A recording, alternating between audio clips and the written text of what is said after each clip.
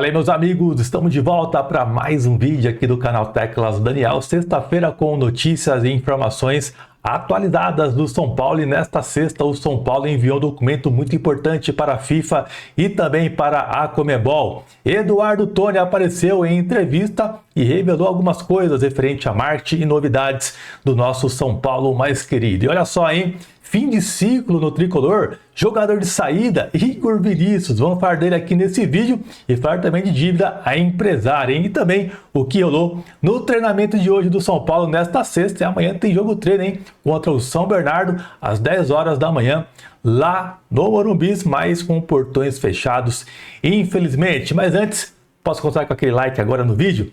Muito obrigado a você que está subindo o likezão agora e a sua inscrição se você ainda não é inscrito do canal Teclas Daniel. Muita gente assiste nossos vídeos e ainda não é inscrito. Dá aquela força, se inscreve, é muito importante. Lembrando, hein, quando atingir a marca, falta pouco, de 215 mil inscritos aqui no canal, eu vou escolher uma pessoa que participa aqui, está sempre ativo em nossos vídeos, para levar um presente, uma camisa do tricolor, e você aí pode ser o grande escolhido. E o nosso vídeo de hoje tem o oferecimento da empresa Mais Ágil, que é a melhor empresa para você antecipar aquele seu FGTS. Se não sabe como, entre em contato com a Mais Ágil, que eles vão dar total suporte para vocês. Contato aparecendo aí, o link eu vou deixar aqui no primeiro comentário fixado desse vídeo. Uma empresa seríssima e parceira aqui do Teclas há mais de 2 anos, hein? Já ajudou muita gente e pode te ajudar também. Bom, pessoal, primeiramente eu quero falar com vocês referente a essa iniciativa do São Paulo, né? O São Paulo enviou hoje,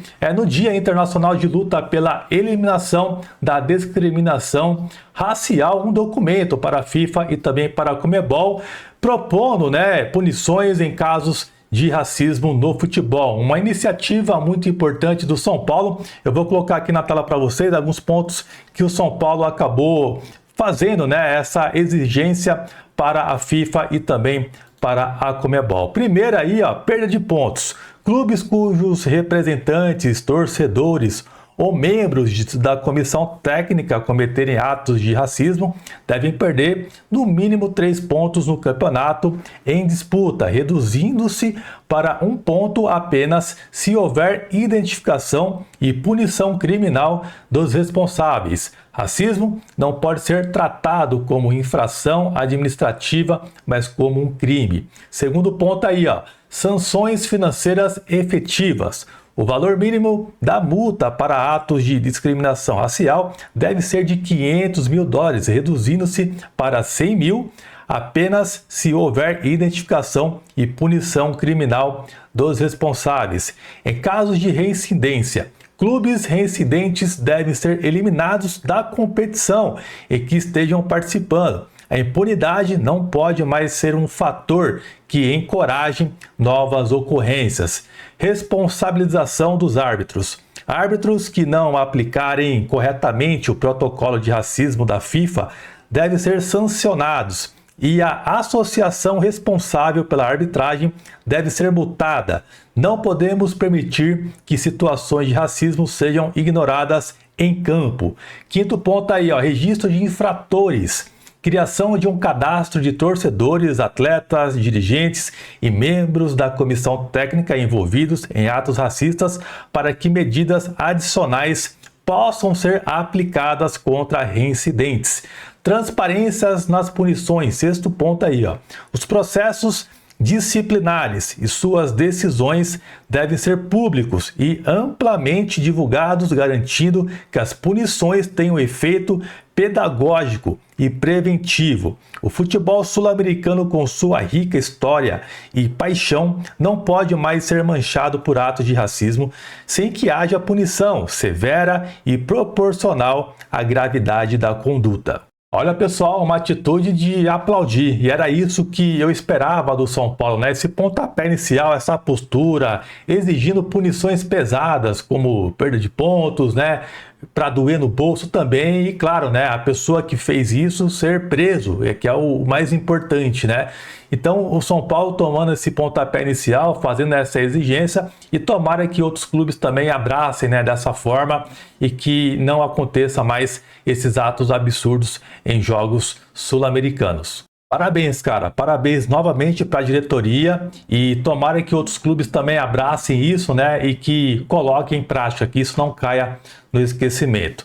Olha só, o Globo Esporte divulgou aí uma dívida com o empresário, né? O São Paulo deve cerca de 46 milhões para o empresário André Cury. Segundo algumas informações também, o São Paulo deve um total de quase 100 milhões de reais aproximados a empresários, né? Então, a dívida com empresários do São Paulo é um problema muito grande, né? E o São Paulo vem tentando amenizar isso, principalmente agora com o FDIC. Vamos ver se o São Paulo consegue melhorar uma dívida que está chegando a quase 1 bi, né, rapaziada? É preocupante a situação financeira do nosso São Paulo. E o Eduardo Toni, diretor de marketing do São Paulo, participou hoje de uma entrevista com o Eduardo Afonso na ESPN e trouxe algumas atualizações e vou fazer um resumão aqui para vocês, tá, pessoal? Ele disse, né, que só se acontecer um cataclisma para não existir aí a renovação com a Superbet, a parceira do São Paulo aí, deve continuar até 2030. E segundo algumas informações do dia de hoje, o São Paulo está bem perto de fato para assinar o contrato e pode ser que seja assinado ainda hoje o contrato de renovação com a Superbet, que ficará com o São Paulo até 2030, tá, rapaziada? E acrescentando a informação para vocês, esse contrato de renovação de mais 6 anos, o São Paulo garante pelo menos 678 milhões de reais com a Superbet,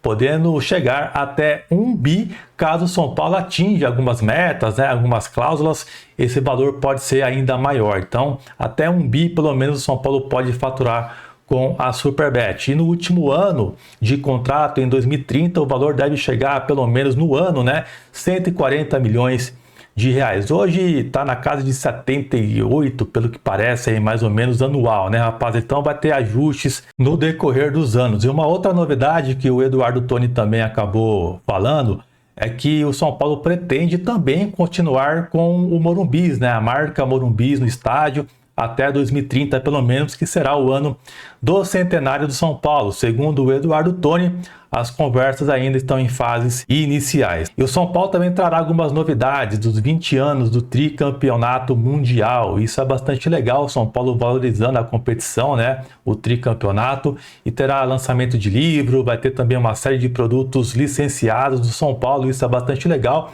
E tem uma parceria chegando aqui com o canal também. Nos próximos dias eu vou trazer aqui para vocês o que é, tá? De produto licenciado do São Paulo, você vai curtir bastante. E o próprio Eduardo Toni também disse que o São Paulo está tentando marcar um jogo com o Liverpool, igual aconteceu com o Milan, dos Legends, lembra? Que foi bastante legal, lotou o estádio, e o São Paulo está tentando achar uma data para marcar esse jogo com o Liverpool, que vai ser bem legal esse evento, tá? E sobre sócio torcedor, ele falou algo muito interessante aqui, pessoal, que o São Paulo não visa a quantidade, né, número de sócios grandes, né, essas coisas todas, e sim do quanto o São Paulo fatura, né? O São Paulo apresentou um faturamento de quase 55 milhões de reais no ano passado, somente em sócio torcedor. O número, se você olha, até é expressivo, né? Pela quantidade que o São Paulo possui de sócios torcedores, que hoje está na casa de 50 mil, mais ou menos, né? Pode melhorar, e isso mostra a força que tem a torcida do São Paulo, e também é até um pouco não tão explorada, né? No caso, o São Paulo não explora tanto a torcida, né? Eu acho que poderia fazer mais coisas para arrecadar uma grana. Que nem você pega um exemplo hoje. Foi lançado hoje no site da New Balance o novo tênis do São Paulo. Se você entrar lá hoje, está esgotado. E na hora que lançou, o site até travou. Para você ter noção do impacto que é a torcida, né, quando quer um produto do São Paulo e tal, quando lança alguma novidade, e o São Paulo explora isso. Então isso mostra a força que tem a torcida, né, para adquirir produtos, e isso valoriza também patrocínios para o próprio São Paulo, né? Então é um exemplo aí bem significativo. Bom, e sobre a Live Nation, que é a empresa que organiza os shows no estádio, né? O Eduardo Toni disse que é uma receita que o São Paulo não tem como abrir mão, porque é uma receita muito boa. Daí ele explicou também que o show é vantajoso por conta da exposição da marca, né, do Morumbis e tal, né, vai para todo mundo quando é transmitido. E também falou sobre as receitas, né? Ele até comparou a média de renda de jogos do Brasil em um jogo com a receita de show, que é muito maior. Sobre ter show em dia de jogo, né, ele chegou a comentar esse assunto também. Ele falou que levou até um exemplo que tinha um show para ser marcado na semana da final do Paulista. E o São Paulo não marcou porque tinha expectativa de estar na final, mostrando que a prioridade é o futebol. Isso também é um ponto importante que ele acabou falando, né? Porque, vamos supor, o São Paulo marca um show, né? Mas poderia estar na final e o São Paulo preferiu evitar. E esse show foi marcado em outro lugar. Então, isso é um ponto importante, né? De valorizar também esse patrocínio, porque mostra que o São Paulo tem uma flexibilidade referente a isso. E ele diz também que o São Paulo sempre evita, né? Que marque um show em uma semana de jogo decisivo, no caso, né? Daí na questão do Velo Clube, Inter de Limeira, o São Paulo de fato não fez muita questão, porque não era um jogo importante e não era um jogo de grande impacto, e também a dificuldade não mostrava ser o que foi, né, rapaz? Então é até compreensível nesse ponto, né? Mas ele disse que nem setembro e outubro são datas decisivas, né, de Copa do Brasil e também Libertadores. O São Paulo pretende não marcar nada para evitar que tenha um conflito de datas aí e o Morumbi acaba que fica aí sem condições de ter um jogo, né, importante. Então isso é legal, que mostra que essa parceria não deve atrapalhar na questão de jogo importante do São Paulo no Morumbi, que era uma preocupação até minha. Bom, pessoal, esse foi o resumão da entrevista do Eduardo Toni. Se você quiser assistir na íntegra, essa entrevista está no canal da ESPN aqui no YouTube. E falando agora de Igor Vinícius, será que agora chegou o fim de ciclo de Igor Vinícius no São Paulo? O contrato do jogador se encerrará no final desse ano e já no meio do ano agora ele poderá assinar um pré-contrato com qualquer outra equipe. Por enquanto, o São Paulo não procurou o jogador para renovar o contrato, diferente de alguns outros atletas que o São Paulo tem o contrato se encerrando no final desse ano. No início do ano, né, tinha um rumor que o São Paulo estava pretendendo, né, renovar o contrato com ele e tal, mas hoje o papo aparentemente mudou, tá? Então São Paulo não tá assim atrás, por enquanto, né, do Igor Vinícius para renovar o contrato. Será que o São Paulo vai deixar para lá? O que você faria, hein? Eu acho que o São Paulo, cara, já deu, né, cara? Igor Vinícius já tá há muito tempo no São Paulo, muitos anos, acho que já deu. E o São Paulo, para mim, tá tomando uma atitude correta em não procurar o cara. Aliás, né, pode até procurar o cara e falar: o Igor Vinícius, ano que vem acaba, tá? Pode procurar já um outro clube aí se você quiser e tal. Já dá um sinal pro cara também, para não ficar criando uma expectativa, né? Mas quero saber o que você pensa aí. A princípio não deve ficar mais, hein, rapaziada? E aí, o que você faria com ele? Comenta aqui embaixo. E agora eu vou soltar para vocês o boletim de treino dessa sexta e eu já volto, se liga aí. E o São Paulo realizou na manhã desta sexta-feira o último treinamento da semana no CT da Barra Funda. A atividade deste sábado será no Morumbi e contará com um jogo-treino contra o São Bernardo. A primeira parte da sessão foi conduzida pela preparação física, com trabalhos de mobilidade e fundamentos técnicos para aquecimento. Mais uma vez, o Luiz Ubaldi priorizou os trabalhos táticos com um coletivo de 11 contra 11, ocupando toda a dimensão do gramado. A comissão técnica também aproveitou a sessão para aprimorar jogadas de bola parada, tanto ofensivas quanto defensivas. Em recuperação de um trauma no joelho direito, o meia atacante Lucas alternou atividades na academia e na piscina do CT sob a supervisão dos fisioterapeutas. O volante Pablo Maia, que se recupera de cirurgia, e o goleiro Yang, em recuperação de entorse no tornozelo direito, foram os outros atletas que permaneceram no Refis Plus. Bom, pessoal, esse é o vídeo, eu vou ficando por aqui, espero que vocês tenham curtido, um grande abraço e até a próxima, valeu, tamo junto!